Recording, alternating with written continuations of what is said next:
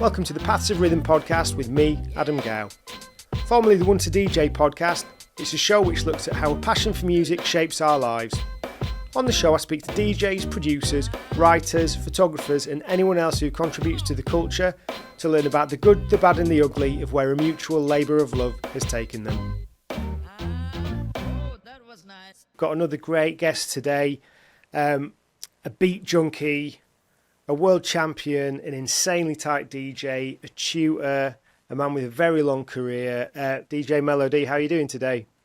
Good, doing well. Thank you, Adam. Appreciate you having me on today, and thank you for the kind words and the killer intro. Appreciate that. No, it's an honour, and you're the first beat junkie we've had on, and hopefully not the last. Oh, yeah, excellent. So yeah, you got bragging rights there.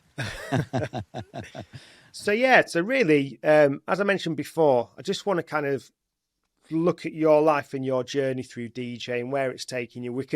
It's always nice to have a bit of then and now and what you think about how things have developed. But what I'd like to start with is just if you could tell us a bit about where you grew up, your early years and your introduction to records. Sure.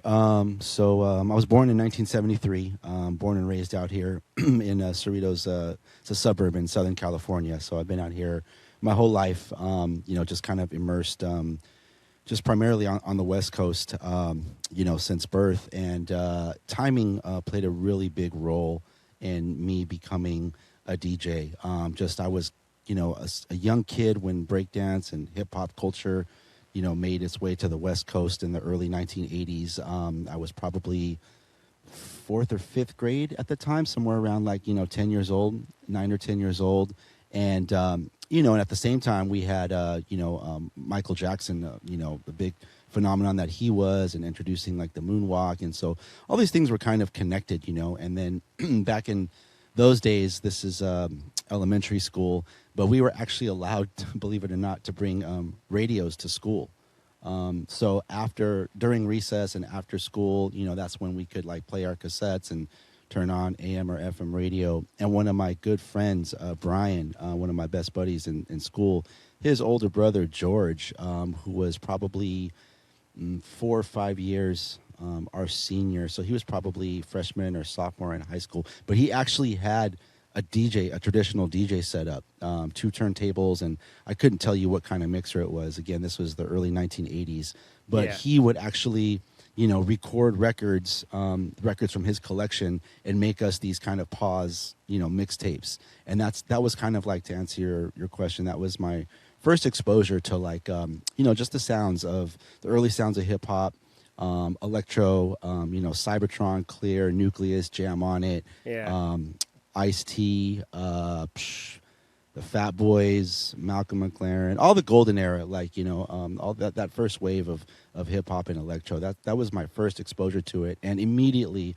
I was just what is this music? I was just everything from the hip hop to the sounds of the the primitive, the first run of drum machines, just captivated me from the very start, and electro, all the early out here there was a sound called techno hop. Records from Egyptian Lover and vocoder raps. I was always just enamored with that sound, just being a young kid and just the first time you're exposed to it, and it just reaches out and just grabs you. I was immediately pulled in. And so that was kind of sparked my curiosity into the culture. And, growing up with my parents, they were young. They got married. They were 22 years old. They got married at 21. I think they were 22 when they had me. And so they were still kind of very much in the prime of their lives. And so they were very much into music, and they would go out on occasion. And kind of my mom was into disco and R&B. So my dad would take her out, to disco dancing, and they would enter dance contests. And, they were young and having fun and going out. But through that, through their kind of recreation as husband and wife, they, they were exposed to music too. And so they would take us to record stores. My mom would hear records at these clubs or, events that they would go to. And, the next day on Sunday, we would be at a record store, a local record store, buying 45s. So we would frequent record stores, I'd say 2 to 3, pretty regularly, 2 to 3 times a month.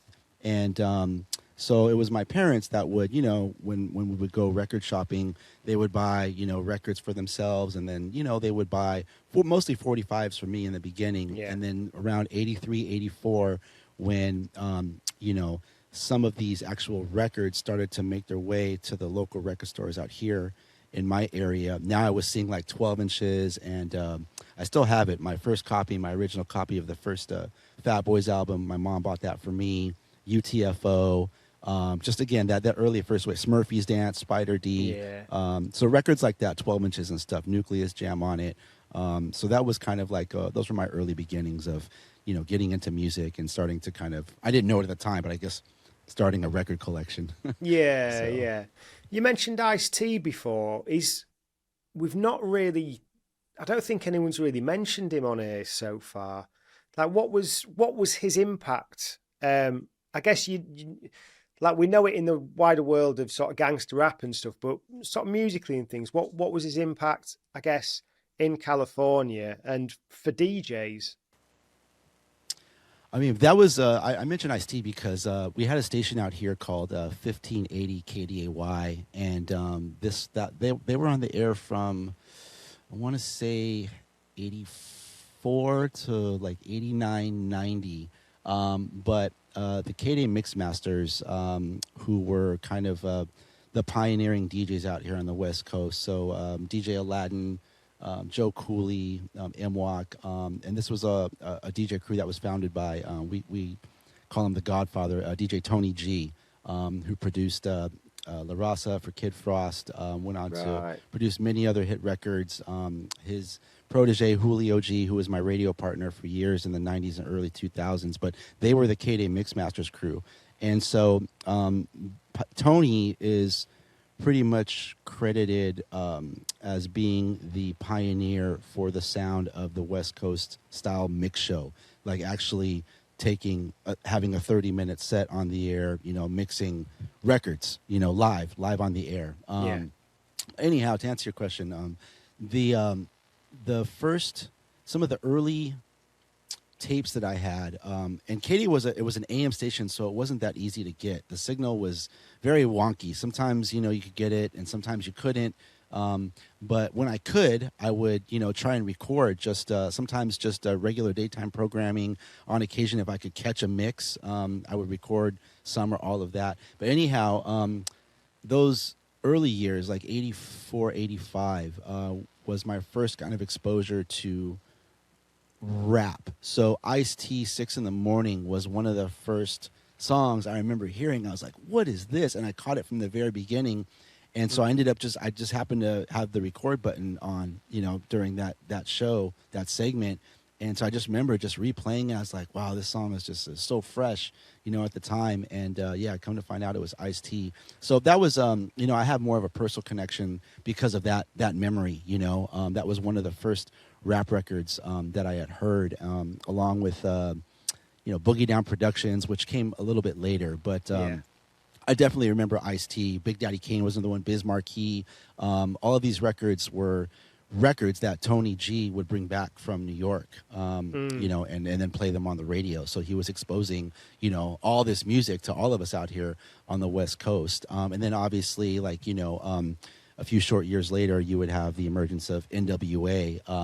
But yeah, Ice-T, you know, again, as original gangster, yeah, to me, he kind of like, he's the one that kind of pioneered that sound. You know, I know there was Schoolie D, PSK, and which was, you know, from the East Coast, but out here, I mean, me personally, I credit Ice-T with, you know, again, kind of fathering that style of rap music. Yeah, because didn't Ice-T inspire Schoolie D? It was, I think you're right. Yeah, I want to say it was one or the other, but PSK, we're making that green. It was, yeah, it was. I think you might be right. Yeah, I feel like I've heard that. I've heard, there's every chance I could be wrong on something like that. Yeah, it's either that or vice versa. Because I've heard that. I've heard that same story a couple times over the years. So, when you had those radio shows, and you had like elite scratch DJs then on the radio at that time in like Aladdin and Joe Cooley, then, right? Absolutely. Were they doing sort of turntablism and things like that in their mixes on the radio then? They were. Joe was probably the most active when it came to scratching. And again, I was still pretty young, and I didn't get a chance to hear everybody regularly, but there was probably 10, maybe a dozen Mixmasters in the KDAY Mixmaster crew. But Joe would definitely cut records. Aladdin, I didn't catch too often, but Tony G was he was so versatile because he, and even to this day, he is a great selector. He knows, how to play a set, but also he knows like where it's appropriate to kind of jump in and kind of like finesse the mix with a little bit of scratching, or finding that particularly dope section of a record to cut back and forth, not overdoing it, but just enough to just give the mix a little flavor. So he again is just kind of credited with just pioneering that entire sound, and just basically just spawning like a whole new style of mix show DJing out here on the West Coast. He was a big influence on all the Mixmasters, on the Beat Junkies. All of us listened to them growing up, and we're dear friends. We would connect with them years later, and we still get a chance to DJ with them on occasion in the present day, which is cool. So, but awesome. But yeah, of the Mixmasters, I would say probably Joe Cooley, Aladdin definitely, Julio G as well. All of them would get busy, but I'd say probably Tony and Joe were probably, that I remember, were probably the most active when it came to flexing, like on the air. Yeah. So how long from seeing your friend who had the pause tapes, how long was it from that to you actually getting on a pair of turntables and starting to learn to DJ, or starting to try and work out what was going on? So that was probably 5th and 6th grade, again, like just, bringing our boom boxes to school and during recess and listening to tapes and getting exposed to new music, and all the while, like I said, a couple times a month, getting records of my own, that my parents would buy for me. And then fast forward to fall of 1985. The high school that I went to basically was middle school, which was our junior high school, 7th and 8th grade. So and what then we age stayed is on the that same then? campus. I was, so this is 85, fall of 85. I was 12, Right. 7th grade. Yeah, starting 7th grade. So the campus, basically, you stayed from 7th grade all the way to graduation as a senior in high school. So you spent 6 years on the same campus. So anyhow, this school I went to in Cerritos, where I grew up, they would have dances, like high school, dances for the student body. And so the very first dance of my 7th grade year, it was kind of like this welcome back to school dance that happened like early in the fall, maybe like a month after school was underway. And that was the first time I had seen an actual DJ do a live set with two Technics 1200s, a Newmark 1650, the Serwin Vega, the sound system, the lighting, the trussel, a dozen crates, a wall of record crates behind him. And it was my Beat Junkie brother, DJ Curse, original Beat Junkie. Right. And he was, and back in those days, I know some schools out here on occasion, I think we did as well, on occasion you would have a band come and play, but 95% of the time at our high school, it was always a DJ that was the entertainment, providing the music for these dances. So it was, a series of different mobile DJs that would come and play these dances. And so it was that first dance that I actually witnessed a live DJ set. And, it just, all that did was just really just draw me in even more, because Curse at the time, again, this is 85, so he had probably been DJing 3 or 4 years at this point. But obviously he had all the gear. He had, a super dope record collection, just all the cracking music at the time, which was everything, hip hop, some pop music, some electro, Latin freestyle, Lisa, songs like that. But he would, do doubles and rock back and forth, and then he would, find, sections of acapellas to scratch, and I was blown away. I was like, oh my, I'd never seen anything like it, or heard anything like it. Maybe like I would get a glimpse of it on like a Rodney and Joe Cooley record, or like we were saying, like I could hear Tony G or Aladdin or somebody cut, for 8 bars or something, like on a mix show, but nothing like this, where it was like a 3-hour set of just like I said, just banger after banger, rocking the party, and then just getting busy. I was hooked. I was like, oh my God. So from then on, from that night, I begged my parents to buy me equipment for 2 years. I just, nonstop, and I've shared this a couple times over the years, but back in those days, equipment was expensive. I mean, Yeah. a pair of Technics, 1200s will run you $1,000, which was a lot of money back then in the mid 1980s. And then you wanted to get a premium mixer. Like I wanted the set, I wanted the rig, Yeah. and then throw in an amplifier, QSC amp, and high powered speakers. You'd spend several $1,000s easily, and so my parents, and looking back and being a parent myself now, I kind of understand why they stalled me out for a while, because they had seen me go through, get into video games and then get into skateboarding, and and they always like they bought me an Atari system, and they bought me like a really dope Vision skateboard for my birthday, one year. Yeah.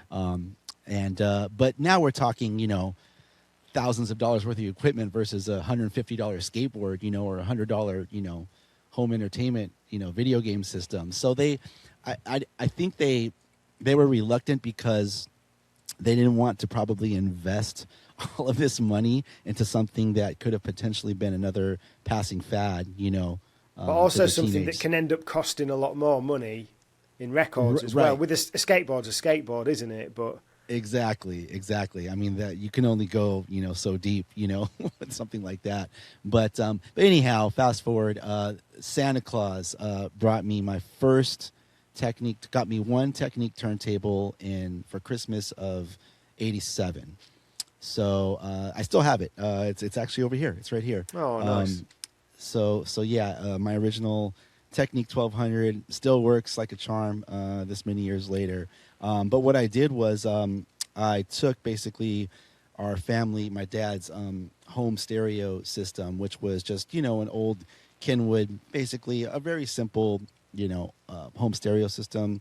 There was a receiver, and he had a cassette deck. So I would record records and play them back on the cassette deck. And that's kind of how I taught myself how to beat match a little bit. And then I would try to scratch, but because I was using a home stereo kind of amplifier that had, an auxiliary mode, an AM, an FM, a phono, a cassette, what I would have to do was I would have to have it in phono mode and turn the knob to like the auxiliary that didn't have anything plugged into it, so I could turn the sound off, go back to the phono, and then so that was kind of how I tried to sort of attempt to turn sound on and off to scratch. And obviously there were no study tools, so I was just kind of learning everything by ear, listening to Cash Money and Marvelous, Jazzy Jeff, Joe Cooley, obviously, just, all the Grandmaster Flash, all the greats, that came before us.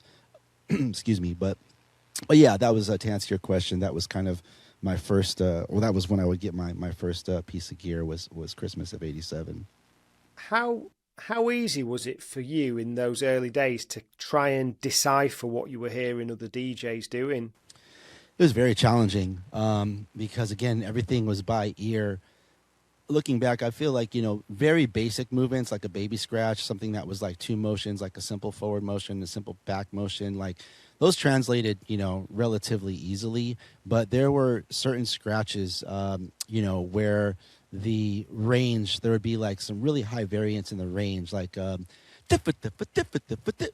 took me a while to kind of figure out that it was a really, really aggressive, forceful kind of forward motion, mirrored by, the same distance backwards, and then maybe condensing that by 75%, going short, and like basically a long scratch and then a short scratch.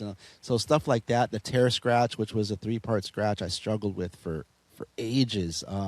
but I was always so fascinated by it because, again, there was so much range and the different cadences that you would hear, scribbles and vibrations, like anything basically outside of a simple baby scratch.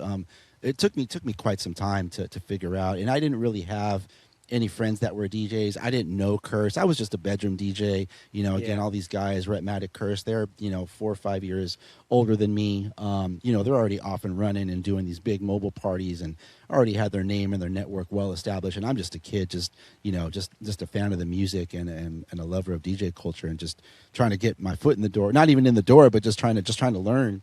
So it took me. The learning curve for me was very quite extensive. It sounds like you were kind of getting your head around it on a conceptual sort of level, though. Yes, no, absolutely. It was just a lot of hours and hours and hours of practice. I had one guy. We became friends, but he was a year older than me, who also was a student at my high school, Whitney High School here in Cerritos. And he was dope. He was a DJ. Same thing like Curse. He had, all the gear. I don't know when he started, but it was probably around 84, 85. But he went by DJ White Knight. And he would DJ a lot of our high school dances. And, same thing. I would just, anytime him and his crew would show up and DJ, one of our school events, I was just basically, a fly on the wall, just kind of just railbirding from, a few short feet away, just trying to study and learn and just everything. I mean, just looking at the records that he would play, looking at the record labels, just trying to remember visually what the artwork looked like. So when I would go to the record store, oh, that's that label I saw.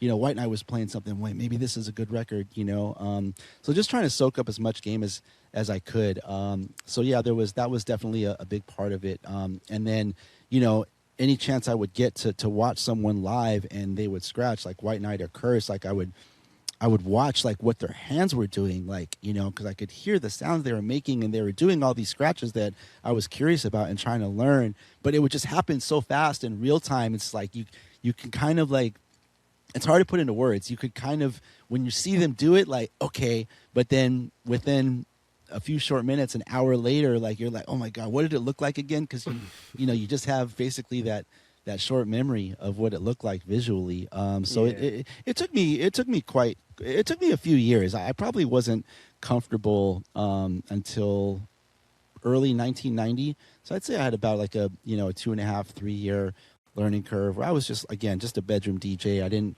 DJ publicly. I didn't do any gigs or anything like that. I was just constantly practicing and, like I said, listening to the the DJ and MC hip hop duos that were had records out at the time, just studying. And the fortunate thing was, I mean, I'm sure you're well familiar with these albums, but you go back and listen to Cash Money and Marvelous's album. Cash Money literally was the chorus. Like, he literally did scratch hooks on every song on the album. So those were great study tools. Same with Jazzy Jeff and the Fresh Prince. Years later in 89, I think Low Profile, DJ Aladdin and WC. Aladdin obviously produced, the entire album, but all those songs very, very scratch heavy. So, those were kind of like my tools back in the day. And again, just trying to dissect what they were doing. But they were so far ahead of, they were just light years ahead of where I was. But again, those were my only resources at the time. So, but little by little, I started to kind of like connect the dots, and once things would click, I'd be like, oh, that's it. I think I did it, And then little by little, I learned, the scribble. I learned vibration. I learned the tear scratch. I learned how to kind of like, kind of exercise that range in my, my baby scratches. Kind of high pitch scratches and low pitch, and So, but yeah, it took me several years to really get comfortable. Yeah. Through that time then, were you building up your setup? Did you like get another turntable and then get a mixer? So my parents got me, I want to say this is 90. I want to say 1990. They actually got me a Newmark, a really dope Newmark mixer that was a 4-channel mixer. It was the 1775 that had the sample bank kind of along the right end of the mixer. Right. I don't know if you're familiar with that, No. but they got me a premium mixer. And then I would connect with two friends in school that were 2 years younger than me. They were two brothers, and they actually had a full DJ setup. So they had two 1200s, and they also had a Newmark, I think 1650 or 1750. And so we kind of just partnered up, and then that was when we started doing kind of gigs together. So my very first gig was, in fact, one of those high school dances at my high school that we DJed together, and just kind of pulling our equipment together, our record collections together. It was just an hour. It was a noon dance on occasion, maybe once or twice a year.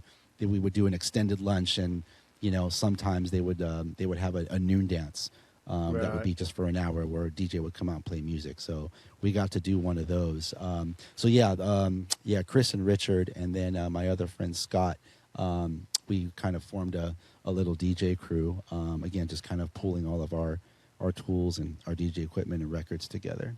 At that first gig then, were you kind of like calm about what you were doing, or were you kind of trying to flex? Because you've got all these like techniques and things that you've been working on, and this is your first opportunity to like break them out for people.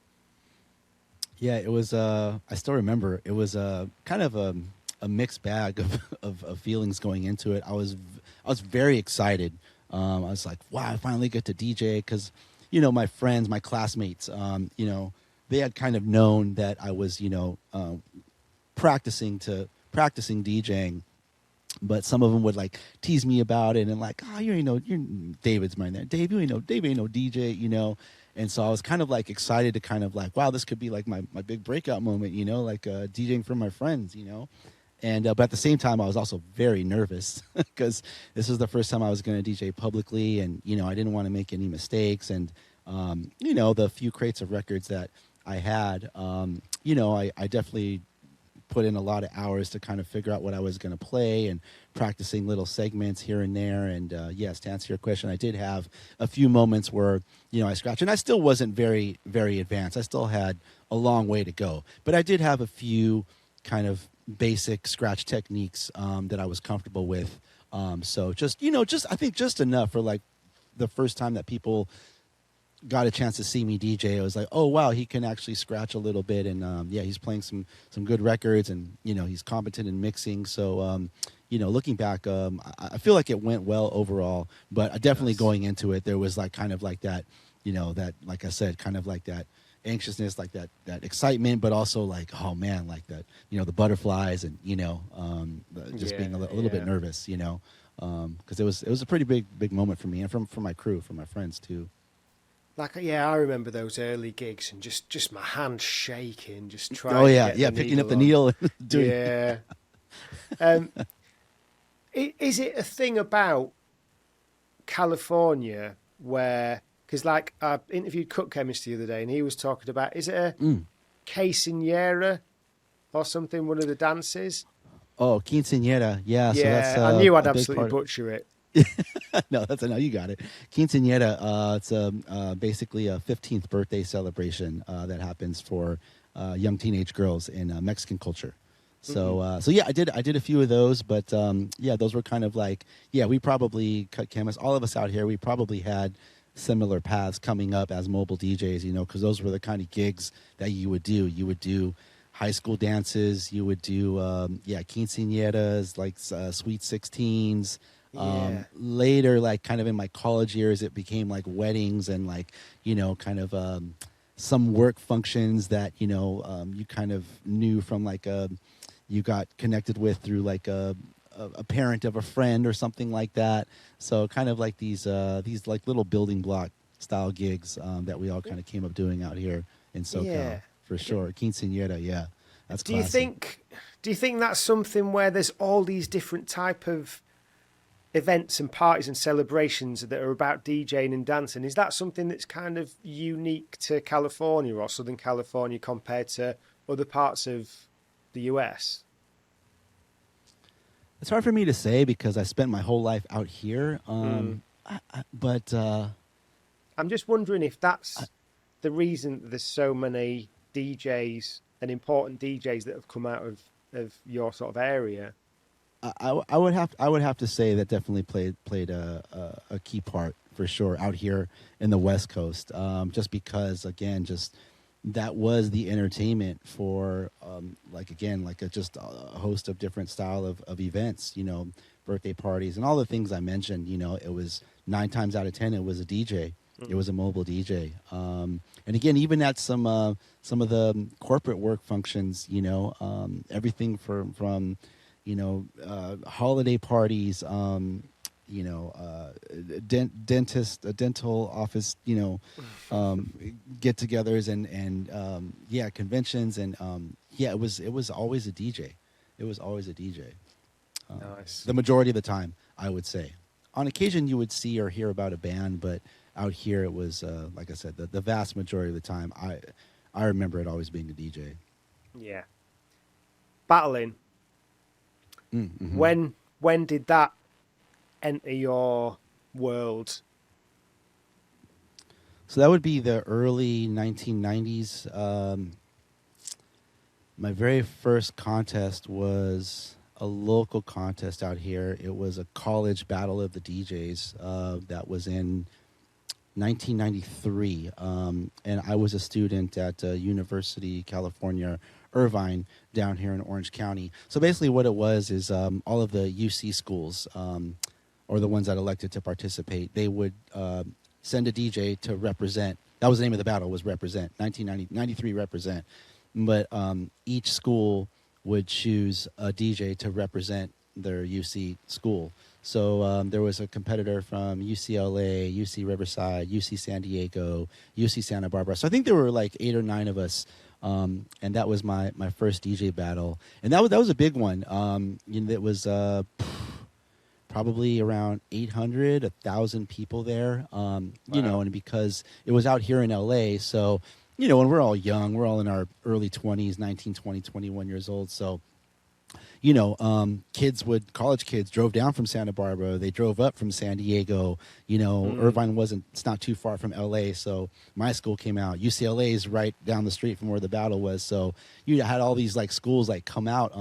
It was pretty exciting. But again, that same kind of feeling going in, just hours and hours of practice and coming up with routines. It was kind of a head-to-head style battle. So we competed in rounds of elimination.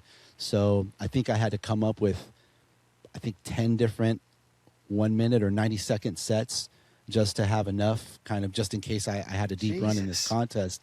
Yeah, because I think each battle was 2 rounds of 90 seconds.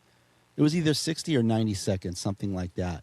But basically, you had to have enough routines kind of under your belt, again, in case you made it to the finals. And so that was my very first DJ battle. And I just remember practicing relentlessly. I cut class a few times, which I, shouldn't have done. But that's how much I really wanted to just make some noise and hopefully win this contest. And so I did.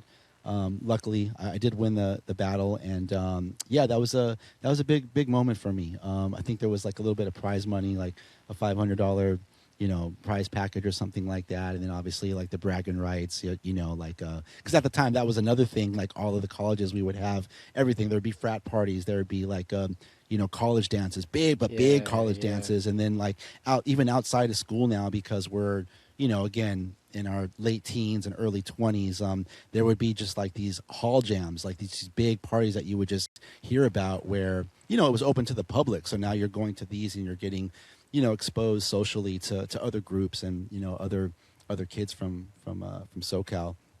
So yeah, that was a pretty big deal for me. But that was my first battle in '93. Yeah, and I had just linked up with the Beat Junkies the year before. So yeah, now I had like a crew to kind of lean on, and I could just like, exchange ideas with and like show them my routines and get their feedback and get their thoughts on stuff. And obviously like they were there to kind of expose me to new styles and techniques and, teach me things too. So all that kind of weighed in. So, How did you join up with them? So there was a club in Hollywood called Spice in 92, I want to say they started it. But it was basically DJ Curse, Rhett, Matic, J-Rock would show up and DJ. There was a couple of other guys. One of the DJ What, who's also an original Beat Junkie. It was basically a conglomerate of a few mobile DJ crews that decided to start this nightclub, and it was a big club. 2 rooms. You would walk into the main room that probably held 600, 700. Always packed.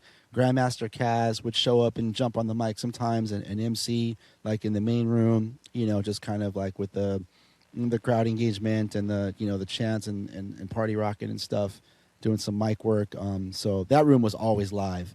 And then downstairs, there was a basement where they would set up 4 turntables, and that was more kind of like the underground, like hip hop room where they would play like, Diggable Planets, like Houdini and just hip hop, just straight like hip hop and breaks and all that stuff.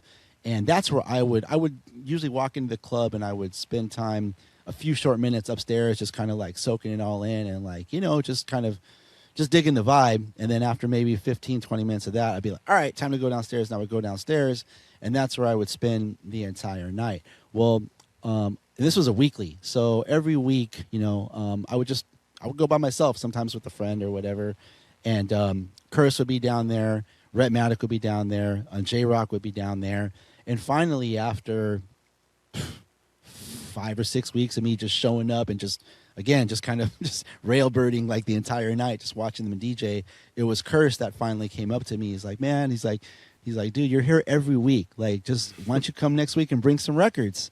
I was like, oh, okay, yeah, hell yeah, dope, thanks, man. And so I did. The next week I brought like just a little bag of records, and they let me get on and DJ for like 15, 20 minutes. And so that's kind of how I formally met Curse and Rhett Matic and J-Rock, and that was the first time. I think they had all kind of heard about, meet Melo D, this kid Melo D from Cerritos, and Curse is from Cerritos, Rhett's from Cerritos. Right.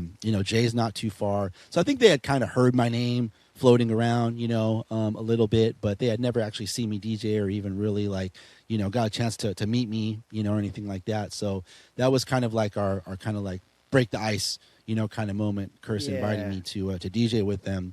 And so after that, we exchanged info. We started hanging out. We would go record shopping together. We would, go to J-Rock's gigs, or Curse would have a gig, and we'd posse up and meet at Curse's house and go to his gig, or Rhett would have a gig, or Rhett and Curse would be DJing together, one of these big college jams, so we would all go out to that. And we just became friends and started just hanging out a lot. And then it was J-Rock that was just like, he's, same thing. He's like, man, he's like, fellas, we hang out all the time. We're either practicing together or record shopping, or we DJ some of the same spots. Like, let's just start a crew. So it was really his idea to start the crew, and he wanted to call it the Beat Junkies. So that's how the Beat Junkies were formed, and it was Jay and Curse, Rhett Matic, DJ What, and myself were probably like the earliest members, and then within a short year or two, Babu, Shortcut, D-Styles, Mr. Chalk, Icy Ice, Havoc, the whole squad, Tommy Gunn, all of us together. But originally we were 13 members. But yeah, that's kind of the long and short of it as far as how I got inducted into the Beat Junkies crew. Yeah. So was playing in front of them for the first time, because it's different when you try to do these things in front of your peers. That's a whole different level of nervous, right? Totally. Yeah, it was. And that was kind of like, I remember, like, same thing. I mean, just, and even to this day, preparation it's a big part of the equation for me. I know there's no right or wrong, I don't think, approach to DJing or doing anything creative, but that's just always been a very key part of my formula. So, for that set, that 15-minute set in front of Curse, Rhett, and Jay, same thing. I remember just being thoughtful about what records I'm going to actually bring to the gig, and trying to flush out, a few like cool moments or whatever to kind of, like make a good impression. And, that was a big moment for me too, because I knew that, I had to I only had one chance make a good impression. You know, I didn't want to blow it. I didn't want to suck or have them think I was whack. So yeah, fortunately, the things that I did practice, I was able to pull off. Records didn't skip or anything like that. And yeah, so they took me under their wing, and we became friends and became crew, and the rest is kind of history. What did you do at college? I studied sociology, so I graduated with a degree in sociology. Believe it or not, I was just telling my kids this recently because they were asking me, like, "Daddy, if you weren't a DJ, what would you?" I was always fascinated by police work, so I actually wanted to be a special agent and possibly work for the FBI one day. I was always fascinated by like criminal psychology and human behavior and just the inner workings of the human mind. So that was kind of why I leaned more towards sociology. And then midway, like halfway through my college studies, that's when DJing, again around 92, 93, really started to kind of take off for me. And on the tail end of my education at UC Irvine was when I would get my first gig at 92.3 The Beat, which was basically the number 2 hip or radio station out here in Los Angeles that had 1 million plus listeners, 7 nights a week. Wow. And that was my radio partner, Julio G and Tony G, both of them that gave me that opportunity. So, that was in early 96, and I graduated UC Irvine in 97. A year later. So, I had this degree, and those were kind of my original intentions, I'd say halfway through college, but then DJing just, I don't know, it was just a lot of right place, right time, a lot of very fortunate opportunities, a lot of like really, really positive things just kind of went my way. And yeah, it just without even ever intending it to be one, it just became a career for me, at an early age. So I stuck with it. But yeah, I still have my degree. It's hanging on my wall in the other room. So yeah. So God forbid let's just put a bit of context around this, right? Whilst you were studying a degree, you were a Vestax USA and World Champion in 95. You were a finalist in the DMC. Was it 2 years in the US? It was. No, it was I was a West Coast finalist in 94, which was my first DMC contest. And then I was a USA finalist with Babu in, I want to say that was 96. It's, that 95, 96 one. 95, 96, yeah. I've got here that you were a Vestax Team World Champion, an ITF World Champion as well. All of these things while you were studying a degree. How did you manage that? How were you able to balance the time and finish a degree? I don't know. I just I think it was probably a lot of late nights, staying up. And at the time, I don't think anyone knew this, but I was actually, before I got my job at the radio, I was working at a bank as a bank teller from 92 to about 95, or 93 to about 95. 96 when I got my job at the radio. So yeah, I was working not full time, but I'd say 3, maybe 4 days a week, so close to full time. Working as a bank teller. I was commuting to UC Irvine, for college, and somehow was finding the time to practice and come up with routines. And I do remember though, during college, like I would go to class and I didn't have class every day. I would have class 3 or 4 days a week, and I'd be home by a pretty reasonable time, 4:30, 5 o'clock. And then if I had any schoolwork or studies, I would finish that, and by 7:30, 8 p.m., I'd be free, and I would call Curse, because he just lived literally 3 minutes away from my parents' house. Right. And so I do remember, like, being at Curse's a lot, me and J-Rock and Rhett, multiple nights a week, every week, consistently for years. And we would, practice from, let's just call it 8 p.m. till midnight. And then I would go home and, just go to sleep and wake up and get ready for school and do it all again the next day. But to answer your question, I don't know. I mean, there's only so many minutes and hours in a day. But, when you're young, you have the energy, and, you don't get worn down as quickly or as easily. So I'm sure that played a part too. So. When I was at college, I just watched TV. I just wasted so much time. If I could have the time again, I did a lot of that too, though. Yeah, there was some good TV. There was some good TV back in those days, for sure. Oh, it was better than a lot of stuff now, but yeah, don't start absolutely. me on that. Yeah. So, I mean, for me, that 95-96 battle, it doesn't really get any better.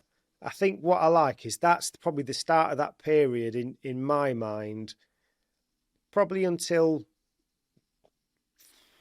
about 2003. It's probably till the end of Kentaro. That's where technique was insane, but the musicality, the selection and everything was still just insane in turntablism. And I mean, look at the lineup. I've got it written down somewhere for that 95-96 US final. Yeah, it's like you, Babu, Sinister, Swamp, and a couple more. And it's like there's so many different styles as well involved in that. Yeah. Yeah, it was definitely a special time in turntablism, for sure. And to your point, you know, a lot of that, I think, had to do with, you know, my personal theory. You know, the fact that we were using vinyl, we were using records. Yeah. So you really, I mean, with Cerritos, and digital's great, don't get me wrong. I love Cerritos, and, you know, I love kind of all the doors that it opens for you. You know, just you can do things that were, you know, just literally impossible with two vinyl copies of a record. But when you're relegated to, you know, an analog source like vinyl, like, you really, really have to think just super outside the box to come up with some of these ideas. I mean, I don't know who to credit with, you know, putting, you know, small sticks of white tape on the vinyl, you know, to needle drop and just make your set more efficient. But just all these innovations, you know, that you were seeing, like through that same era that you mentioned, they were mind blowing, very inspiring, and that was truly, I think, a special time, if not maybe the golden era of turntablism. And obviously, it's continued to evolve, and I love seeing the evolution. And you know, there's a slew of just incredible DJs now in 2026. I mean, guys that are just strictly like, you know, that obviously like D Styles and Qbert and the Scratch Pickles have inspired. Like, they're just one turntable DJs. All they do is scratch, and they scratch phenomenal. Like, it's just incredible. Like, you know, just the mechanics and the sounds and like the way they can bend these short samples and these long samples and manipulate them is just, it's awesome to see. And then you have, you know, turntablists like Rena, who's just unbelievably talented. I mean, just literally just like will take any record or a combination of any two records and just make it ultra funky, you know. So it's really dope to see. But you know, looking back like on that exact window that you mentioned, I really do think that, you know, like you mentioned, selection was a big part of it. Just, you know, dropping that record that was familiar, that you would get kind of like, I guess, like a reaction you would get like if you're doing a club set, you know, the room kind of explodes and like, oh, they get hype, but then they're excited because they know the jam, but they're also, I feel like they're getting hype because they know it's about to get flipped, you know, like whoever just dropped that record they're gonna fuck that record up, you know, they're gonna do something really ill with it. So yeah, I think that played a big part in competing, especially like in that era, just everything like pre-digital. I think as well with it was like, there was one of your battles I was watching earlier, and there's a bit where you're using a bit of a scratch record where it's just like sounds like, I don't know, like a burp and something else, or a cough or something like that. But they're like they're all like in time, rhythmically laid out and stuff on. Because I know there's a bit like that on Super Duck breaks as well, and it's interesting how you'd like use that with the drum break and stuff, and using different records on both sides and things. You know, there was just so much sort of creativity. Yeah, I think I think I know the routine. If you're referring to one of my routines, that was actually one of DJ Swamp's records, and that was I think they still make them today, but a skipless. They call it a skipless record, where it'll be like a combination. It's just basically one revolution, you know, and the sounds just repeat, you know, from 12 o'clock to 12 o'clock, and there'll be anywhere from 3 to 5 different sounds. But yeah, that was actually a routine using one of DJ Swamp's skipless records back in the day. Yeah. Yeah. And Rena, is it Rena or Rena? Sorry, he was the one that I was going to mention. Yeah, because I think with him as well, like everything he seems to put out that I see, at least on Instagram, it's all rooted in classic songs as well. So he's got that selection aspect to it rather than just using very sort of stock-esque sort of beats to it. He's absolutely wicked. Yeah, he's incredible. He's something else. And I think Rhett Matic told me, I think I believe his dad was a DJ. Rena's dad. Right. I think it's Rena. Rena. I think it's right. Correct pronunciation. I apologize. Rena, but I believe his dad was a DJ. I think Rhett Matic told me that. So that's kind of where he gets his, I guess, kind of musical education from, maybe in a sense. Yeah, I would think. Yeah. Okay. Beat Junkie style. Was that something that was consciously developed, and who developed it? Because when I've watched sort of demos and things, it's mainly sort of yourself and J-Rock that I've seen implementing that. And can you talk about how that developed? Yeah, really. So, I mean, Jay, he's always, I mean, just over the years, he's just, when it comes to records, when it comes to selection, when it comes to just knowledge of music, when it comes to a live DJ set, outside of turntablism, he's just always kind of been the front man for the Beat Junkies. So the early styles of what we call the Beat Junkie style really come from J-Rock. And, over the years, again, just all of us practicing together, and then us competing, in some of these DJ battles. I personally, all of us, were inspired by Jay, and he definitely brought, a handful of techniques to the table. And then over the years, everybody kind of would come up with something that was kind of like a related technique, but it was kind of, it was an offshoot of what Jay would do, right? So if Jay was doing, I'm getting a little nerdy here, but if Jay was doing something like a quarter note offset, right? Having one record, a quarter note behind the other. Well, then I think accidentally one day I came up with an 8th note offset, and then a 16th note, which is a double time, Yeah. And then, I remember competing in the DJ battle, one of my first battles, and me and Babu would practice a lot. And it was more of an organic thing for me, but the 16th note kind of offset, which is more of like a really fast, instead of using one hand on the fader, it just felt easier for me to use two hands, and I guess, without even intending it to be this way, for the sake of showmanship, it just presented better, I think. And I remember practicing with Babu, and he's like, Melo, that two-handed thing you do it's really dope, man. You got to show that to me. And I was like, Babs, like, all I'm doing is just an offset. I'm just using two hands. It just feels easier for me. He's like, oh, so that was, one thing that I remember, like, okay, like, and then once I, kept working it, and figured out, like, you can pretty much do these techniques with any record. It kind of became one of my staple things. But yeah, to answer your question, the Beat Junkie style is kind of like a combination of just all these different techniques that we've kind of, I like to think, kind of contributed over the years, and it's a combination of all those things I mentioned, record selection, party rocking, technicality, scratching. It's kind of like, I look at it like, it's kind of like a well-rounded bag, if you will, of all things that go into DJing. Yeah, I guess would be the best way to describe it. So do you learn those specific routines on the specific records and stuff? Do you go, right, I'm going to get Cold Sweat and I'm going to work out how we can kind of Beat Junkie this all the way through? Yeah. No, that's a great question. It's funny because, I'll be driving or I'll be out somewhere and I'll hear a song or I'll think of a song and, I have a notes page in my phone, and I'll write down ideas. And sometimes a song will come to me, or I'll hear a song, and I'll think, when I get back, I got to try coming up with something with this. Oh, it's going to sound so fresh.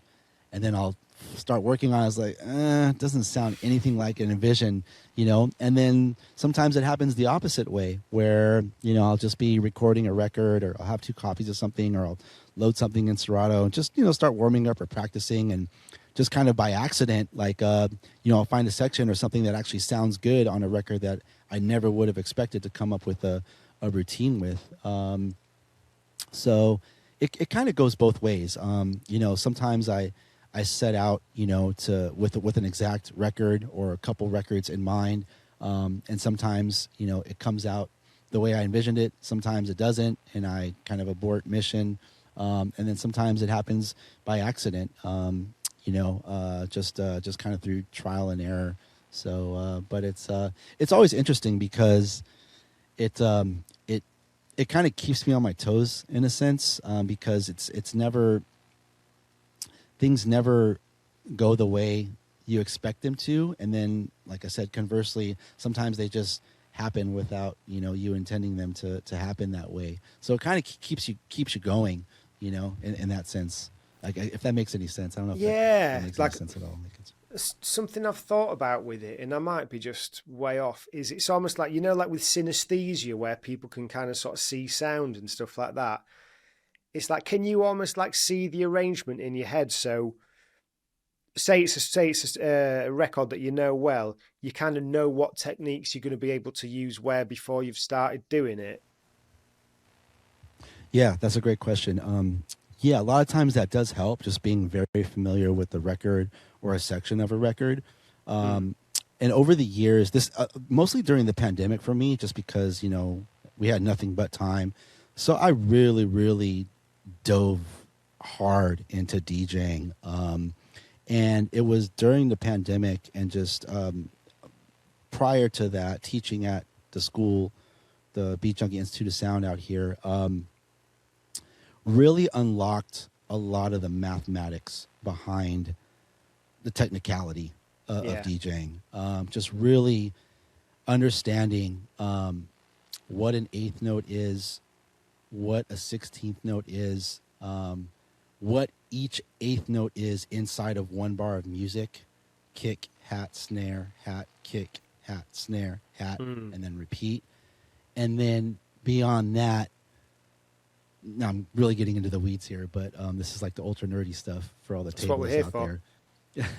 But basically taking, let's say, if it's an 8th note, right, technique that I want to do, and something very, very technically, I guess, advanced, that requires a lot of speed, a lot of focus, and a lot of precision.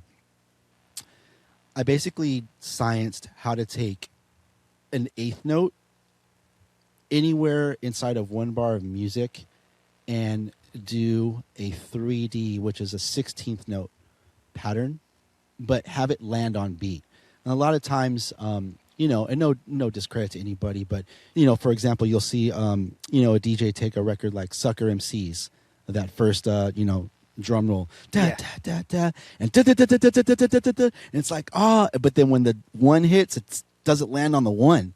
They're just chasing it for the sake of, sheer speed, and it doesn't, like, rhythmically, it's not there. So, I wanted to figure out a way to, like I said, take an 8th note, whether it was the 1 and the 3, which is the snare, or I'm sorry, the 3, which would be the next one. I wanted to be able to figure out a way to take any 8th note and create that same effect, that same 16th note chase effect, but have it flow, have it be head noddable. So again, that all comes down to mathematics, and obviously a lot of trial and error, and figuring out that sometimes, depending on from where you take it from, it might float naturally and you can just release it and it'll land, but sometimes you have to add an extra baby scratch, or sometimes an extra 2 baby scratches to make it land on beat, so that you don't lose that effect, that 4 on the floor effect. So that was a big kind of moment for me, just a big breakthrough for me during the pandemic. But yeah, to answer your question, through all of that, now when I hear a song or I think of a song, you know, I can kind of hear the musicality, and I've kind of learned too that, you know, the more basic, the better. And this is something that I've kind of taught, you know, some of our students, is that for terms of like practice tools, I direct a lot of our students towards the 80s hip hop, because it was very elementary, right? It was a lot of the beats, you know, were very, very, very, you know, basic sounding. Just, you know, a drum machine, which is obviously like, you know, kick, hat, snare. Sometimes there'd be a bass line or a bass note that would be sampled and chopped up. But, you know, nothing that's going to sound like too busy when you're being technical, you know, compared to something that's like a hip hop record that maybe has like a string sample in it that kind of like runs for 2 bars and, you know, can sound a little bit messy or not as crispy, I guess, as something more basic. But yeah, so now like when I listen to records with the intent of coming up with a routine, I listen to them with that kind of ear. Like, would it sound good, or is this record like too busy, or is there a 2-bar section? Maybe the whole record is busy, but there's this 2-bar bridge or 2-bar section where, you know, it's bare bones and it's minimal and it's workable and it'll sound, you know, fresh and kind of the way I'd like it to. So that's kind of the way I listen to music when I'm thinking of, you know, making a routine or composing a routine or something like that. Yeah, like I kind of tried with juggling and stuff. I never kind of got deep into it. I don't have the work ethic it takes. But it is interesting because you've even got to think about kind of, say with your snares, like how fat your snare is and how much tail it's got, as to like how much margin for error there is. And even like with, say, like 90s hip hop and beyond, how swung it is. So say if you get Dilla and stuff like that, if you're doing like some chase patterns and things. Yeah. Oh, Dilla's always tough. Like that. Yeah. I don't think, I think the only Dilla record that I'm comfortable, you know, and it's not even really technically a beat juggle. It's more of like kind of like trick mixing and just kind of working the first 8-bar intro is E = MC squared is really like the only song I'm kind of comfortable doing anything with, because to your point, like you know, obviously a lot of his music is genius, but yeah, very swingy, very syncopated. You know, the one a lot of times doesn't fall on the one, and it's you know, it's got that extra hop to it. So it's even little things like just an offset, you know, don't even like, sometimes they don't even sound good, just because when you swing the fader over the hi-hat, well, it's not there. It's air because of the way he sequenced it. So it didn't make it easy for DJs. Yeah, not at all. So when I saw one of your mixes, I noticed that you're just really subtly putting in like the little, like vinyl drags and just like little bits of echo and stuff like that. How do you approach effects, and what advice have you got for people? Because it's really easy to just go full on with effects and stuff rather than use it sparingly. Sure. I just, you know, I think for me, the cardinal rule is just knowing the song, right? Whatever song you're using. Knowing, I guess, kind of, because to me, I look at those like when I'm kind of using, and I love using the effects. I've actually grown very fond of a few of the effects on the mixer that I use. But just knowing kind of when the appropriate time, I look at them like kind of like almost like ad-libs in a sense. You know, just a subtle way of adding some flavor to the mix or to the song. But I try and use them sparingly, not overdoing it to where it becomes like a little annoying. But yeah, just like I said, I think the cardinal rule for me is just knowing the song. So if it's a rap song, knowing the lyrics, knowing if there's like an like on an eighth note, you know, that's a kind of open, doesn't have like a note or an instrument behind it. That's like a good spot to hit anything, an echo, a reverb, a break, you know, a quick crab or something like that. But that always helps. I mean, just knowing your music, and if you don't, then spending time with it, you know, kind of fostering that relationship with the music that you love and that you care about enough to want to flip to do something, whether it's a routine or even just playing in a set and adding, like I said, subtle things like that. It all comes down to just how familiar and comfortable you are with the music that you're playing. But that's kind of the way I approach using the effects. Yeah. So a personal question for me then is, I want to mix more disco, but disco I find really frustrating. I think I'm just going to have to BPM it all up because it has such a big variation in BPMs. Beyond that, have you got any advice around mixing it? Because I start mixing it and I don't do too much because I'm like, oh, I'm just shit at this, and do something else instead. Yeah, are you talking more of like the up-tempo dance records, or are you talking about the whole range, like everything from like 108 to like 130? Like, I think this is the challenge, yeah, that it's just such a big, vast variation in BPMs, a lot more than probably a lot of other genres. yeah. I mean, I kind of I face the same challenge with every genre, honestly. Like if I'm tasked to do a 1 hour hip hop set, or let's say like an 80s hip hop set, there's definitely like some of like the Ice-T records, right? Like that I'd like to play that are like around 85, 90 BPM. Mm-hmm. But then there's also like kind of like the up-tempo B-boy, like Warm It Up Kane, Big Daddy Kane records that are like 115 that I want to get in that hour set. So like my way is always kind of, and I think this is kind of like a traditional approach, but kind of starting at a certain BPM, say 90 or whatever. I mean, I guess in disco 105, whatever, and then just slowly kind of like progressing your way, up through the tempo range. Eventually you get to that 115, 118, and then that'll bring you into the 120s, and eventually you get to like the 126, 130, Boney M, Shame, and all the up-tempo dance records.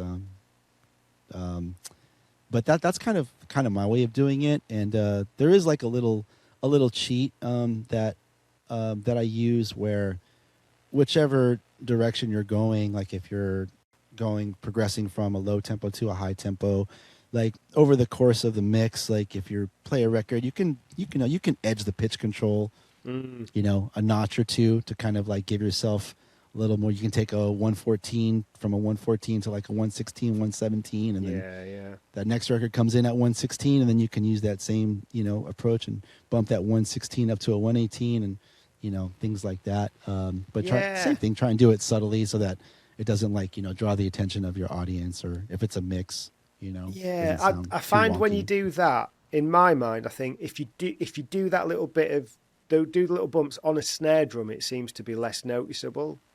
Interesting. Huh. I've never tried that. I usually just try and do it like maybe over like 4 bars, as opposed to like right away just bumping it up from like +2 to +4, just gradually, so that it's like almost like not noticeable. Yeah. So maybe just try doing it just on the snare, but still do it over the same amount of bars. I feel like for whatever reason it just seems a little bit more subtle then. Okay. Yeah, I'll definitely give that a try. Wow. Thanks for the tip. I did not expect that to happen today.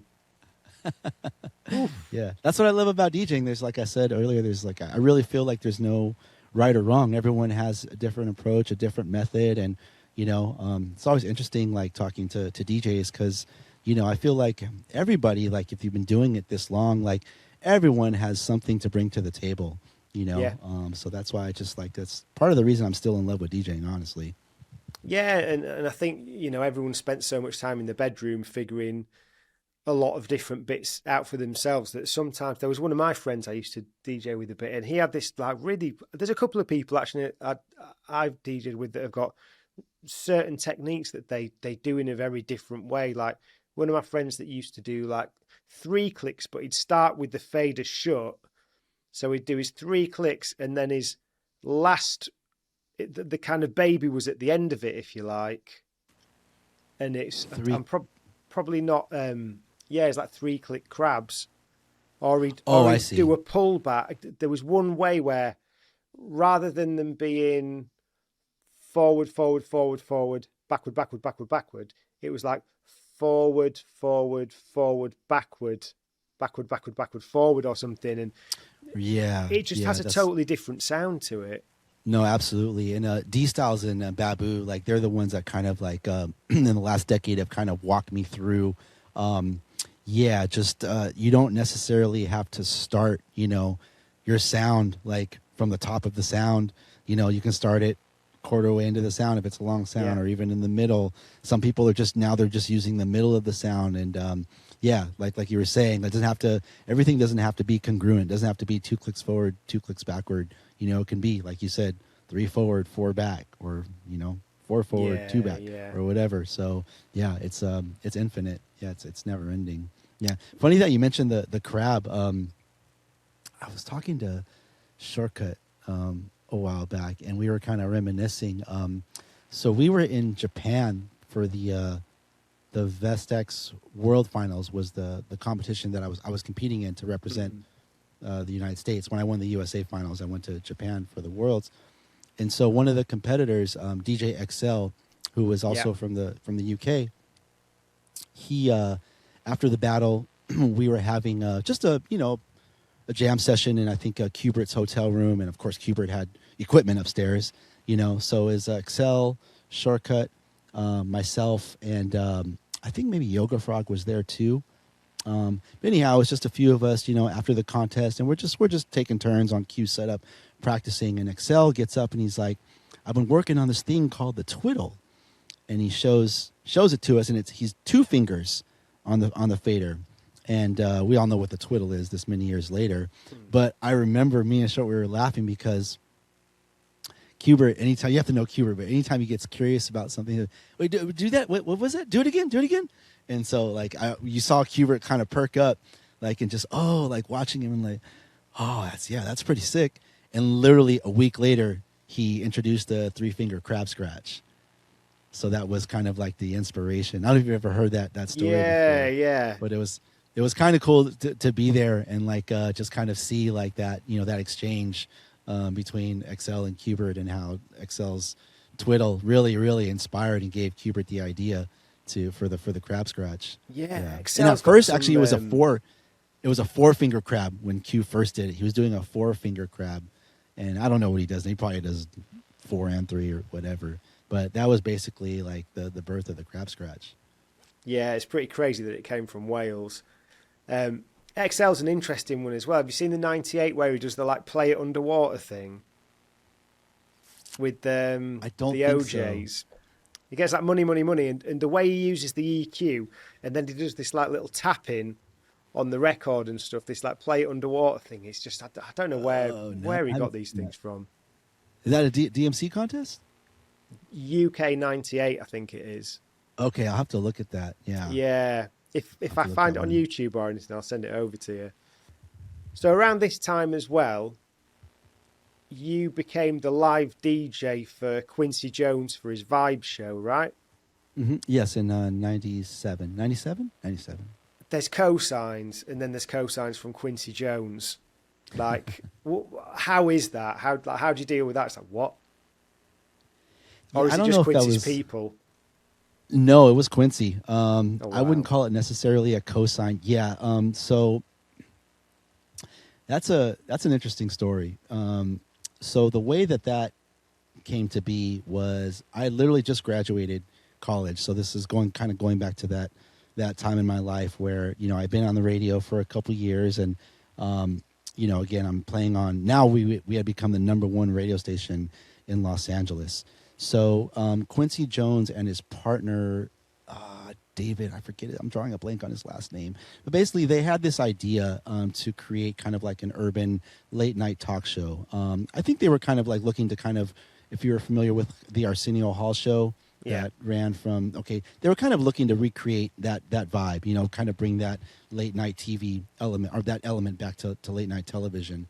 And so they were auditioning DJs for the house band that was literally a band like you would see on every other late night talk show. Everyone from Letterman to, the Roots play for Jimmy Kimmel. And so they were auditioning auditioning DJs to be a part of this band. And my good friends, our good friends, the Baker Boys, Nick and Eric V, I guess had auditioned, and I just happened to be at home, my parents' house, working on a mixtape.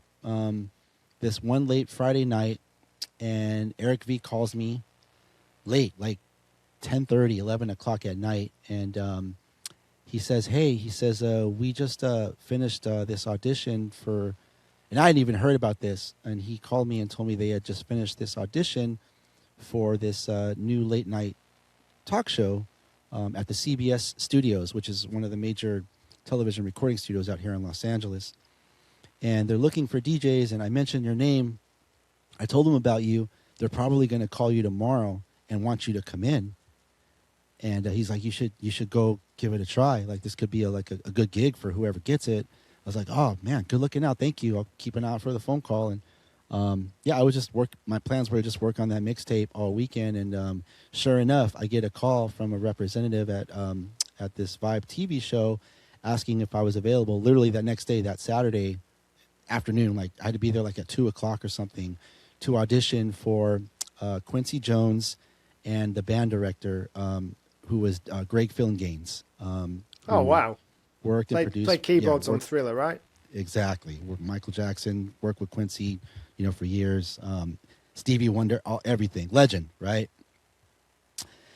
I'm like, okay, what would you like me to do? And just, we need you to just come down and play for 5 minutes. Oh, okay. And again, keep in mind, this is 97. These are our battle years. So, I was doing gigs and stuff here and there, but, the core of what I was doing was turntablism. So I'm thinking, okay, they're looking for a DJ. Like, I'm just going to bring, my routines, So I brought, probably 4, maybe 5 routines to do. And so I walk into the studio, and, it's Quincy Jones and Greg, and we meet, say hello. Quincy says, okay, show us what you got. So I set up, and I'm on the Vestax 06, the mix stick. I brought my own mixer. They had Technics 1200s, so that wasn't an issue. And I start doing a couple of my battle routines, basically. And I could tell that they weren't really vibing. And then probably within 3 minutes, if that, Quincy says, okay, thank you. And I'm like, and I just knew, I felt it. I was like, they weren't digging any of that. Like, it's just too technical for them. So one of the records that I brought that I actually had, it was more of a mix routine, was James Brown, Give It Up or Turn It Loose. So I was like, in my head, I'm telling myself, I'm not going out like that, right? Like, I'm just gonna, like, whatever, just kind of force them this last routine. So I quickly, pull the James Brown record out, drop it from the top. And now, like, in my peripheral vision, I can kind of feel like, all right, they're kind of like giving me like a, little grace here, going to give me another minute or two. And then I go into this, this, like I said, it's more of a mixing routine. Everything happens in real time. I'm not strobing. I'm not altering the tempo of the song. And within the first minute, 30 seconds, I can feel them because they know the song. They're into the groove. And I can kind of feel them kind of like nodding along. And then I start doing just some basic, the Beat Junkie style, trick mixing. Yeah. And thankfully, I pulled it off. Like, it was probably one of the cleanest, performances of that set I do with that break. And I think I ended it with like a cold stop or something. And it couldn't have gone better. Like, not patting myself on the back, but it just, I was just locked in, and I pulled it off, and literally right there, like, they both started clapping. Quincy Jones himself pointed at me and said, "You got the job," and that was it. Wow. Like, he hired me on the spot.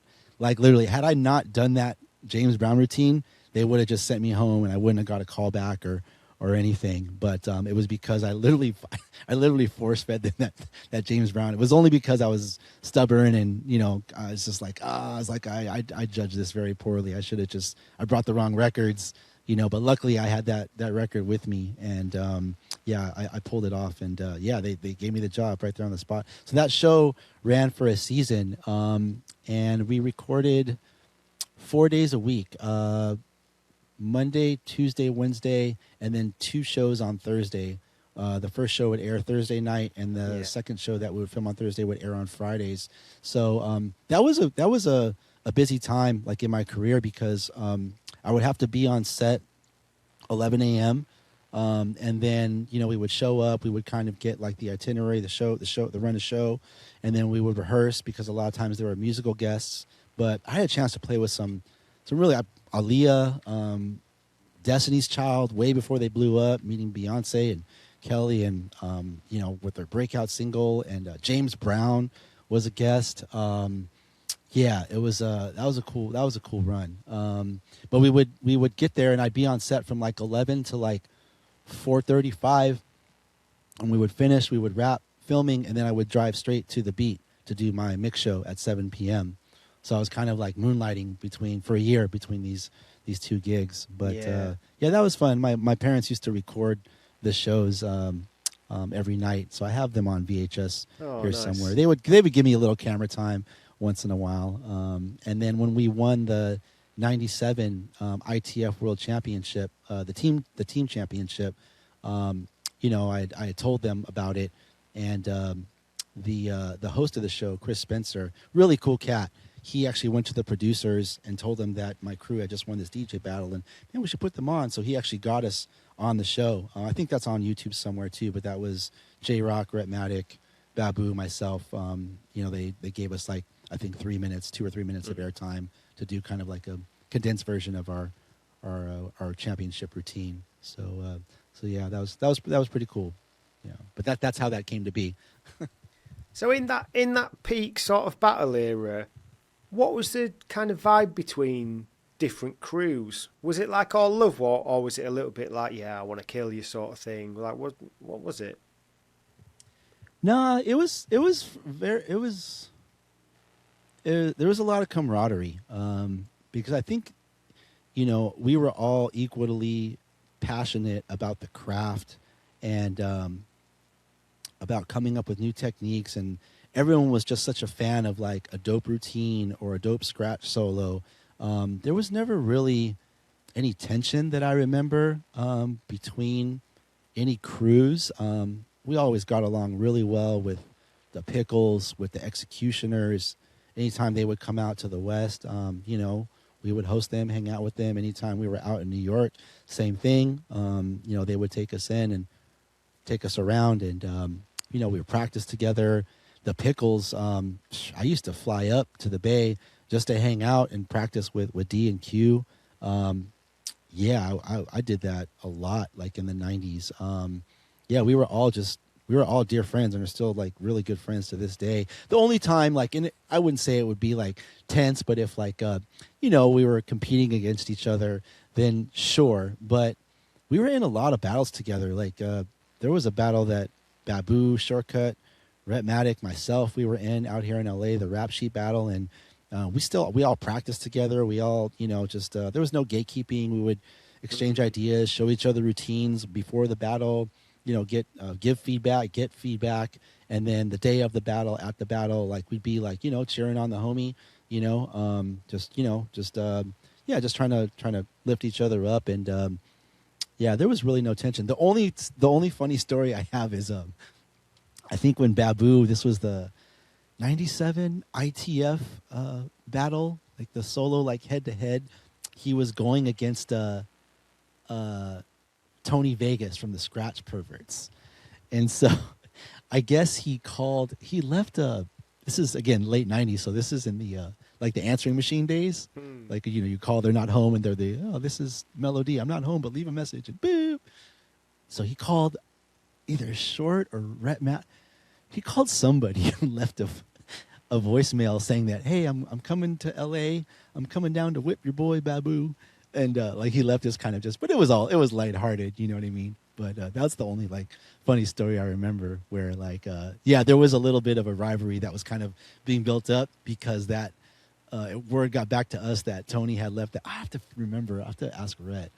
But he left a message for somebody, and it got back to us. So we were all getting Babs fired up. You know what I mean? Oh, Babs, come on, man. You can't let this cat come from the UK and serve you.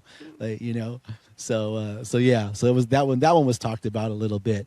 But in the end, like, yeah, we were all friends, and we hung out with the perverts, and yeah, they're good guys. So Yeah, I think it's nice to hear stuff like that because you get some fairly sort of niche interest and small things, or even sort of local scenes and stuff that they're small enough that people shouldn't fall out. But I think sometimes egos just mean that there's too much rivalry in these worlds. So it's nice with turntablism that it's kind of escaped that. yeah, there actually, now that we're talking about it, there was one kind of like dark incident that I remember, like, just got really out of hand for, I don't think, any good reason other than like sheer hate. But Rhett Matic was in this DJ battle, just a local DJ battle out here in LA. And there was another DJ that was kind of, he was, I guess, an active DJ, also out here from Los Angeles, but he wasn't really part of turntablist culture. But he was in this battle, and he had done his set, and it was okay. Looking back, in my opinion, it wasn't really up to par with kind of what the standard was or the styles were at the time. But he did his thing. And then, it was Rhett's turn to go up and do his 6-minute set. And the whole time during Rhett's set, this guy's just trash talking Rhett, like heckling him like bad. Like, I think he even like said something about his mom and just like really just trying to like just get under his skin. Like while Rhett's doing his battle routine. And Rhett, like at the end of the set, Rhett, like, you have to know Rhett Matic, man. That's my brother. He's salt of the earth, like just the most selfless guy, like, ever. Got love for everything and everyone, and takes a lot to get him stirred up. But this guy was just really giving Rhett the business, and Rhett stopped his set and like clapped back at him, and they literally like almost ended up getting into a fist fight, and like it got broken up. But it was all because this other chump like was just, for no reason, like, just, I don't know, he just had it out for Rhett, was just like trash talking him, and they didn't have any history.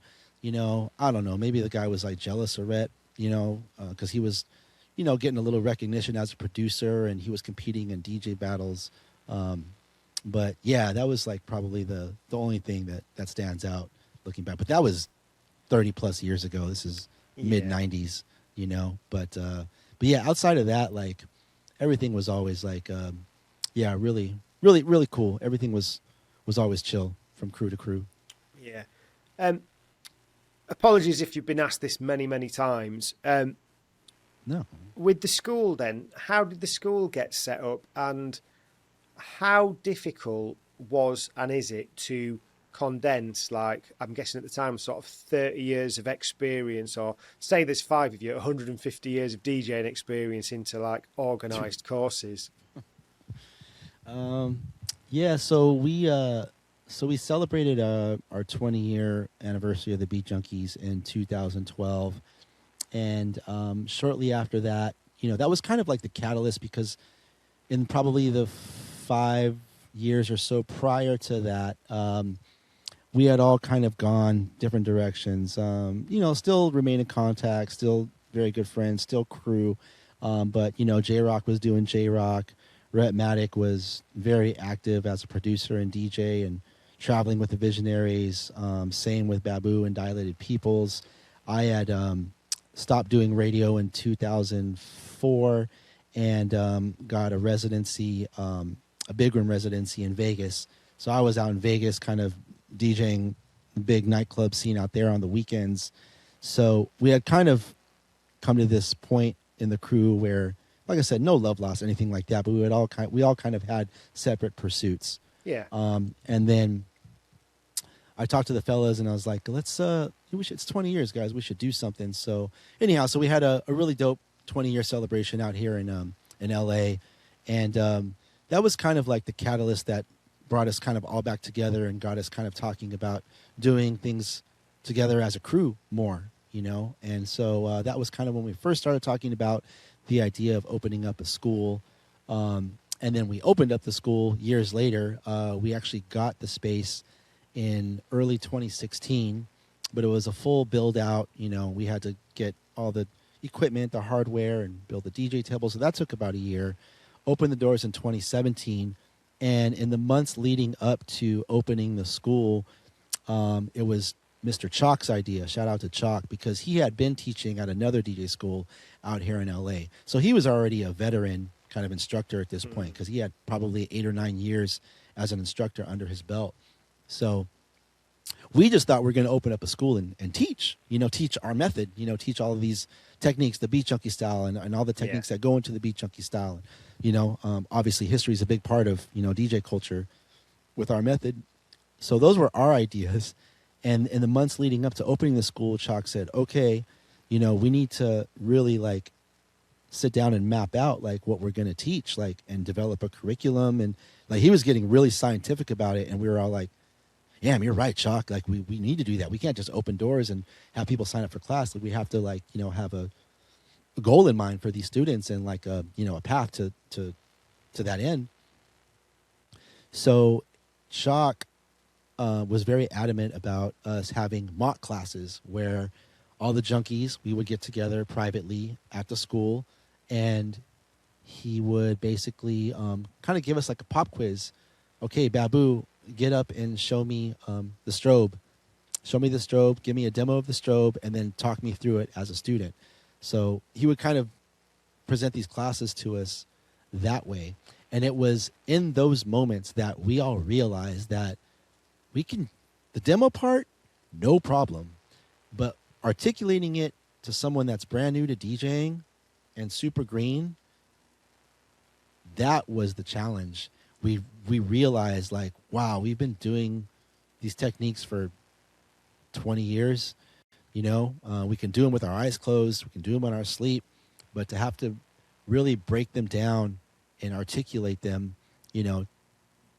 in a way that's logical and sensible to someone that's brand new, even something elementary like beat matching, that was the one that he threw at me. And then I was completely stumped, because it was in that moment that I realized, oh my God, there's probably 10 steps that go into, mixing two records. Where do you start, So that was, I'm actually glad that we're all glad that we did that. And again, kudos to Chalk for having the foresight to, have us think all those things through, because we definitely had a lot of work ahead of us as far as really ironing out our curriculum, all getting on the same page about what we were going to teach, how it was going to be taught, so that there was consistency throughout our product, so to speak, which was the classes that the students would sign up for. So that was kind of how the school came together. And, early on, that was kind of our way of getting all the curriculum and the techniques and what we were going to teach, getting everything dialed in. There was a lot of discussion about, do we start on vinyl? We can't just start on digital, because that means everyone has to have a computer. So we ultimately decided on having the students start on vinyl. So we all kind of went through our record collections and kind of pooled extra records that we had. So that was a big part of our program, and still is to this day. We've modified the curriculum a little bit over the years, and then we've kind of branched out and, added on a few more kind of intermediate plus and advanced classes. And we've done master classes on occasion for some of the more advanced students and DJs and stuff like that, more as one-offs. But the bread and butter of our school is 3 programs, the most basic of which is called Intro to DJing, which is an 8-week course that meets once a week for 8 weeks for 75 minutes. And that's basically for anyone and everyone that's brand new to DJing, ever been curious about the craft, doesn't know a Technics 1200 from a MacBook Pro, but we go over everything, a full equipment overview, equipment breakdown, music history, basic music theory. We teach 4 basic scratch techniques, and then the course is capped off with instructions on beat matching, which is kind of like the big takeaway for that course. So at the end of those 8 weeks, you have a pretty thorough understanding of, like I said, a few basic scratch techniques, some basic music theory, and how that applies to beat matching, and then ultimately being able to beat match 2 records and basically transition. I think it's a 3-song mix that we have them do kind of for their graduation final. And then if those students that, complete the intro course are interested in furthering their journey or their study, we offer a program called the Foundation, which runs about 10 months. That meets once a week for 2 hours, and there are 9 different levels. And that's kind of a lot to explain. But again, that's a much deeper dive into the craft, into the history, into our approach to DJing. And I like to think of that course as part lecture, part demo. Again, because before we present any technique, if it's like a technique that, like the baby scratch, for example, right? We always credit Grand Wizard Theodore. We talk about Theodore. We talk about, how that baby scratch came to be. We all know the story, right? Him and mom and, that.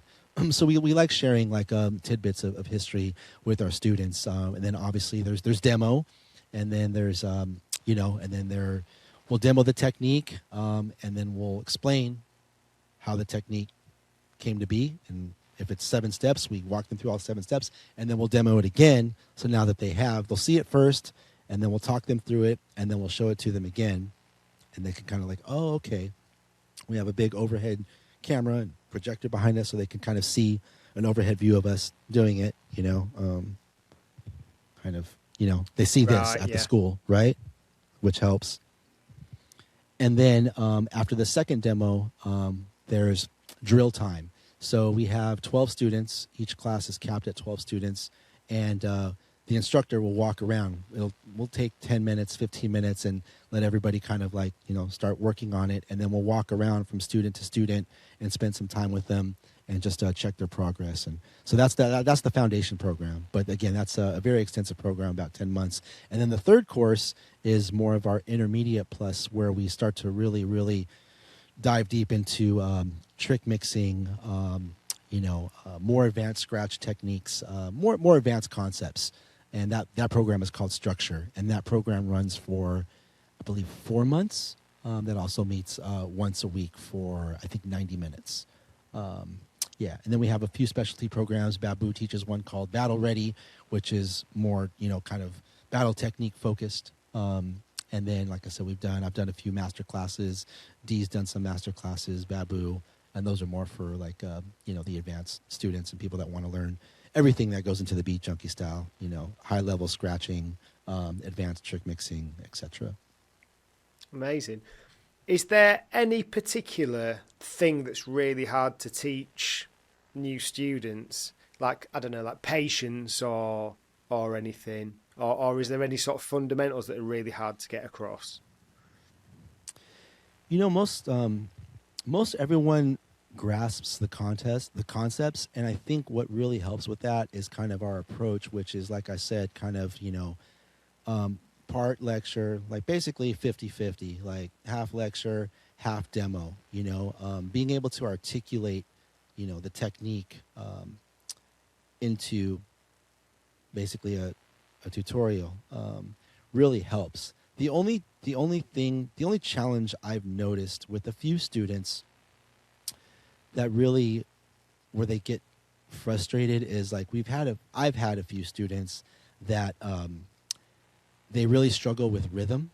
They just I think innately they don't have rhythm, so they get lost when we talk about, or we're starting to kind of like trying to feel things out like tempo, basic music theory, 1 2 3 4, 2 2 3 4, and dropping on a 1. Instead of dropping on a 1, they'll come in on a 2 or a 3 or a 3 and it really, like, I mean, from my observation, it just comes down to rhythm, because I'm watching them and I see them, even their head nod, they're not in the groove. They're nodding to something else. They're not hearing a kick and a snare.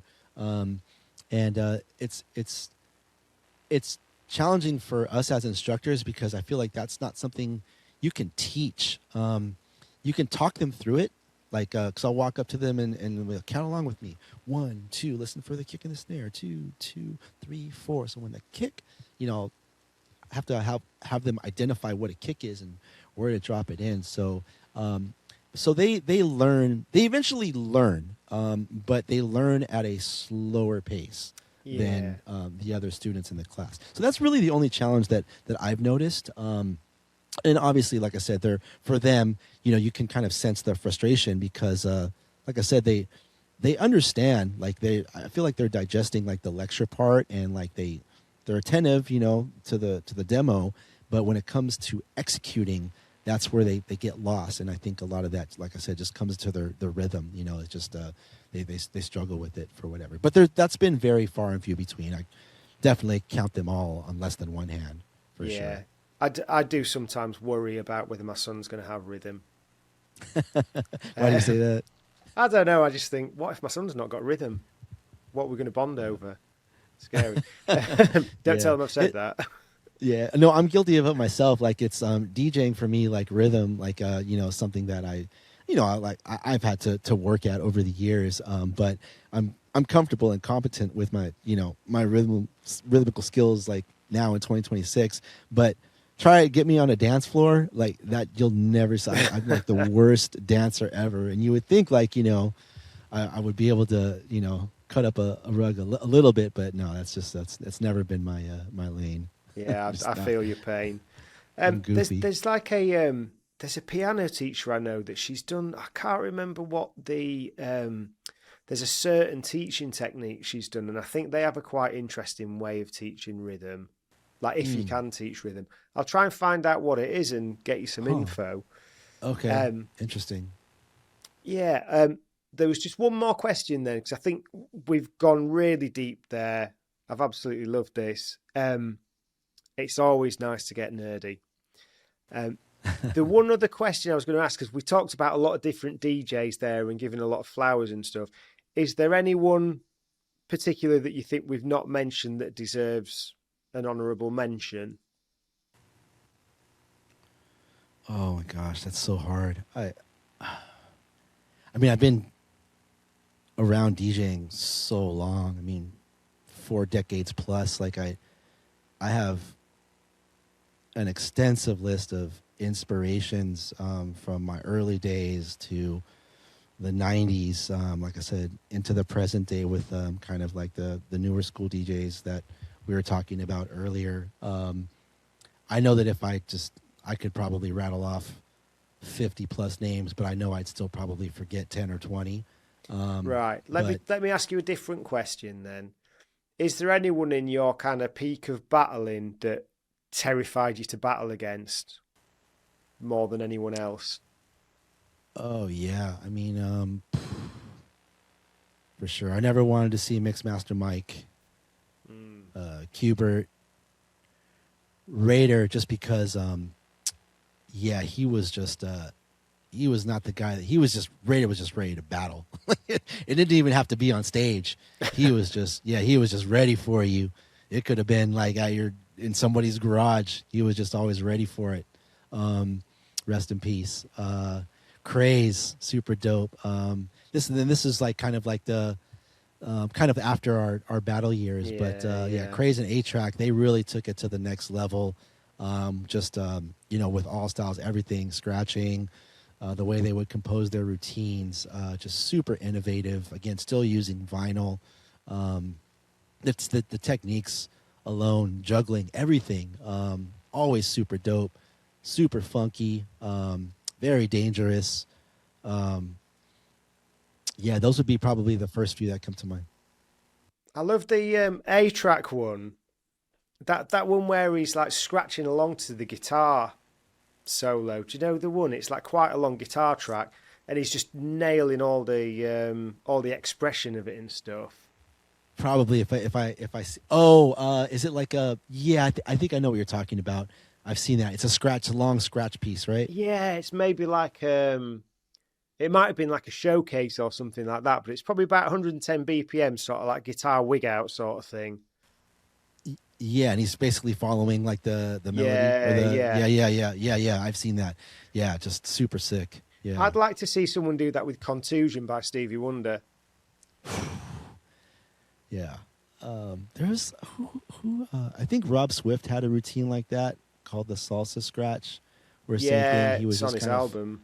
of following. Yeah, yes. Yeah, that was another. I don't know who the first DJ to do that was, but again, just all these just all these innovations. I just feel like it's never ending. There's always, just when you think like, the art, the craft has hit the ceilings, somebody else like comes with something new and fresh. And I love seeing the resurgence of vinyl too. There's a big vinyl renaissance that's been going on for probably close to a decade now. A lot of live vinyl DJ sets happening. That's my heart. But it's like I was saying to you about disco stuff. My problem is now, I feel like I need to BPM all my disco and stuff. But then, because you're buying records when they cost what they cost now, and so you're like, oh, do I want to put a sticker on it? And because you're just thinking about like, or I'm thinking about it like that, and it's probably the wrong way to be. I need to just be like, look, there's only one way I'm going to get better at DJ disco. Just got to stick some BPMs on these. Yeah. Like labeling the actual sleeve, you mean? Like on the sleeve, or on the sleeve, or even on the label. Right. Probably label if it's a 12. Okay. Out here on the West Coast, I didn't see it a whole lot, but there was a handful of DJs that I would see at gigs back in the day that they would have. Again, we're talking the record crate era, but they would have their sleeves BPM'd. So like I remember like playing alongside them, and they would have like a crate, and they would have like a stack pulled out, like I might play this record, I might play that record. And I remember seeing them thumb through it, and they would have just those little white stickers, 118, 120. Yeah. There'd be like this progression of BPM, like from front to back of the crate. So that was always interesting to me. I never took the time to do that, but kudos to the DJs that do, because that definitely, I can see that being a big help, like when organizing a DJ set. For sure.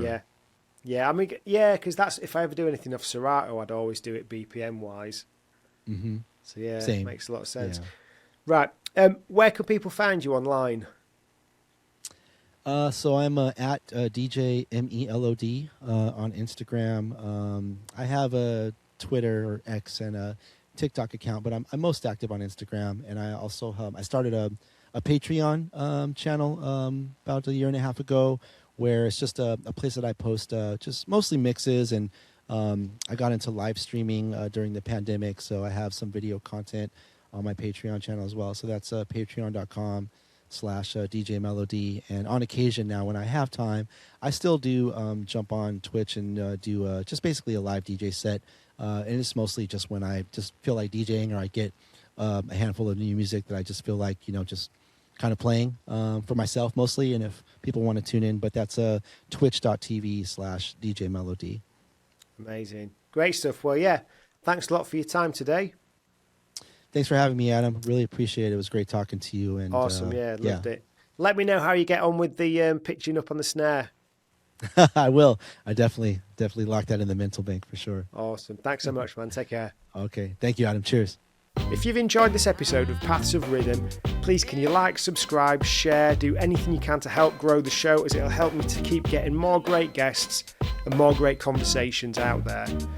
Paths of Rhythm is a remote CTRL production, which is my day-to-day business, specialising in audio and video production, podcasts, webinars, all that sort of good stuff, largely in the B2B space. To find out more about what we do, head to remote-ctrl.co.uk. Thanks for listening, and I'll be back with you soon.